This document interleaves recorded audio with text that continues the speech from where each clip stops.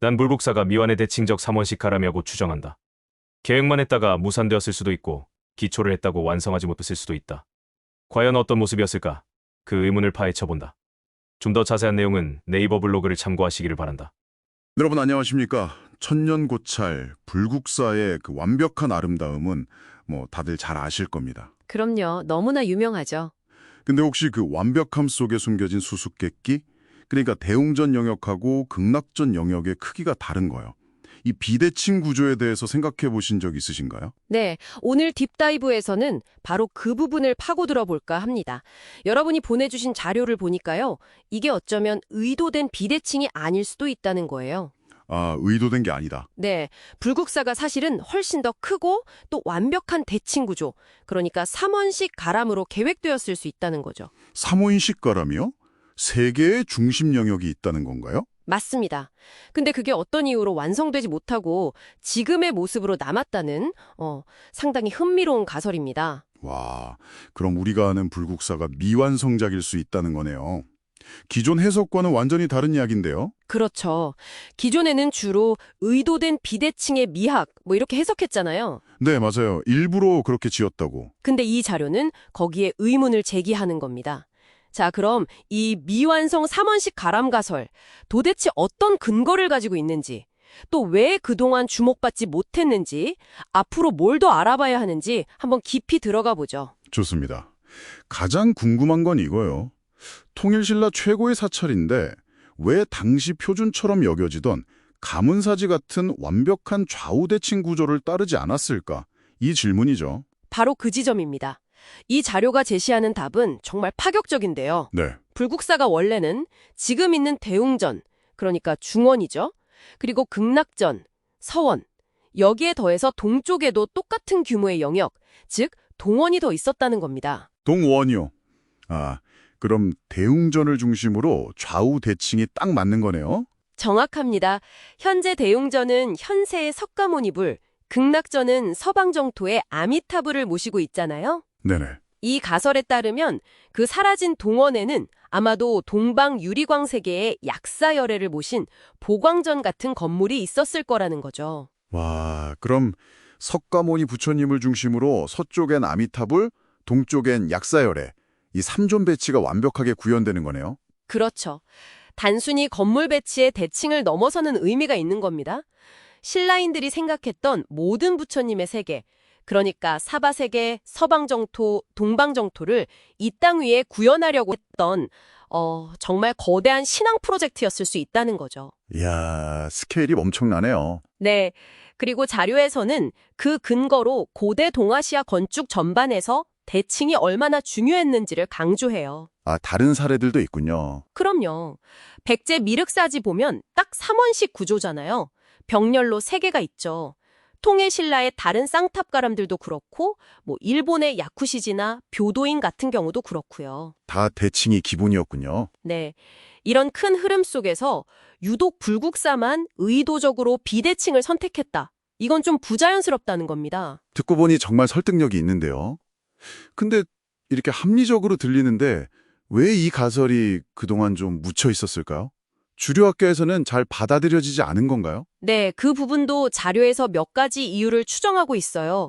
이게 또 흥미로운 지점인데요. 어떤 이유들인가요? 우선 1970년대 보건공사의 한계를 지적합니다. 아, 70년대 복원 때요? 네, 그때 복원이 주로 남아있는 건물 중심으로 이루어졌고 특히 지금 진입로 정원이 있는 그 동쪽 부지에 대해서는 충분한 사전 조사가 좀 부족했을 가능성이 있다는 거죠.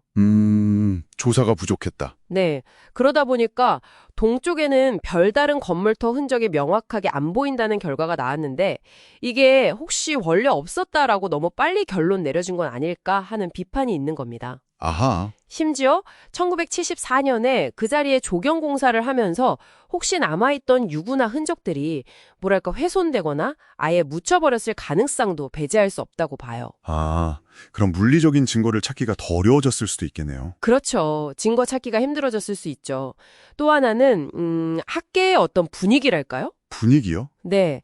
한번 권위를 얻은 해석, 그러니까 의도된 비대칭이라는 해석이 워낙 오랫동안 자리를 잡고 있었기 때문에 이걸 넘어서는 새로운 주장이 나오기가 좀 어려웠을 수 있다는 거죠. 아무래도 명확한 반증이 없으면 기존 이론을 따르기 쉬우니까요. 그렇군요. 증거 부족이 좀 결정적이었던 것 같은데 그럼 이 가설, 그냥 가설로만 남는 건가요? 증명할 방법은 없을까요? 땅을 다 파볼 수도 없을 텐데요. 다행히 요즘 기술이 많이 발전했잖아요. 그래서 자료에서는 구체적인 방법을 제안합니다. 바로 비파괴 물리 탐사요. 비파괴요? 네, 땅을 안 파고요. 네. GPR이라고 들어보셨어요? 지표 투과 레이더. 땅을 파지 않고 전파를 쏴서 지하에 뭐가 있는지, 건물터 같은 구조물 흔적이 있는지를 탐지하는 기술이에요. 와, 신기하네요. 네.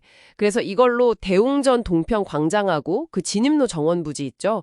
거기를 먼저 탐사해서 혹시 숨겨진 동원의 기초 흔적이 있는지 찾아보는 게 최우선 과제라고 이야기합니다. 오, 진짜 무슨 보물찾기 같네요. 만약에 GPR로 뭔가 있을 것 같다는 신호가 나오면요.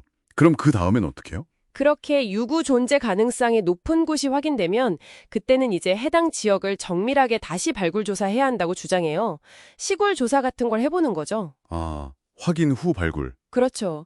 그리고 동시에 이제 미륵사지나 황령사지 같은 다른 대칭적인 가람 구조들하고 비교 연구를 더 깊게 해서 불국사도 원래는 삼원식으로 계획되는 게 당시로서는 자연스럽고 필연적이었다는 걸 논증해야 한다고 제언합니다. 자, 그럼 이 모든 이야기를 종합해보면 우리가 감탄하면서 보는 불국사의 그 비대칭적인 아름다움이 사실은 의도된 게 아니라 통일신라 최대 규모의 불국토 건설 프로젝트가 어떤 이유에서 중간에 멈춰버린 미완의 흔적일 수 있다는 거네요. 맞습니다.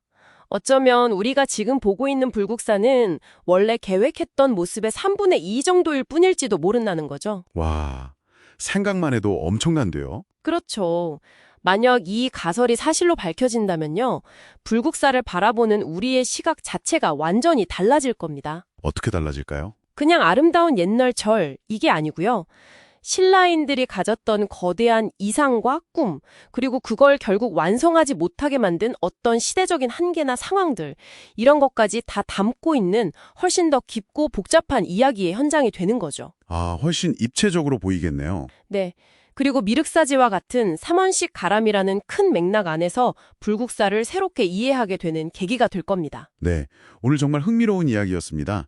마지막으로 이 딥다이브를 듣고 계신 여러분께 한번 질문을 던져보고 싶네요. 네, 좋습니다. 만약에요, 정말 GPR 탐사나 발굴을 통해서 사라진 동쪽 영역의 증거가 나온다면요, 여러분은 불국사뿐만 아니라 그 통일신라 전성기의 역사에 대해서 어떤 새로운 질문을 던지게 될 것 같으신가요? 어쩌면 우리가 지금 위대하다고 알고 있는 많은 다른 유산들 속에도 혹시 이렇게 완성되지 못한 숨겨진 또 다른 이야기들이 잠들어 있는 건 아닐까요? 생각해 볼 만한 문제인 것 같습니다.